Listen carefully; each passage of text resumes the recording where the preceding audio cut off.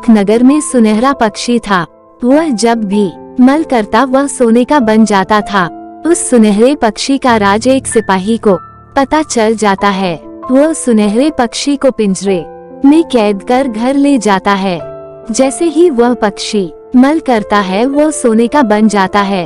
ऐसे कई दिनों तक बहुत सारा सोना सिपाही के पास जमा हो जाता है।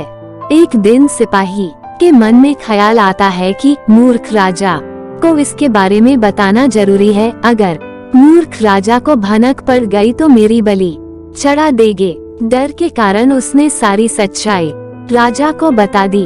राजा ने उस सुनहरे पक्षी को दरबार में पेश करने का आदेश दिया।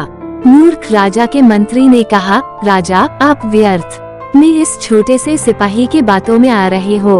आप अपना कीमती समय व्यर्थ न कीजिए। विस्मयादिबोधक चिन्ह, हमें बहुत से महत्वपूर्ण कार्य करने हैं। भला अगर यह पक्षी का मल सोना में परिवर्तित होता तो पूरा नगर में सोना ही सोना होता। मूर्ख राजा ने झट से मंत्री की बात मान ली और उस सुनहरे पक्षी को पिंजरे से आजाद कर लिया। सिपाही सबका मुंह ताकता ही रह गया। उसके सामने वह सुनहरा पक्षी चुमंतर हो गया। उड़ते उड़ते पक्षी ने कहा, मैं बुद्धू था कि सिपाही के सामने मल किया।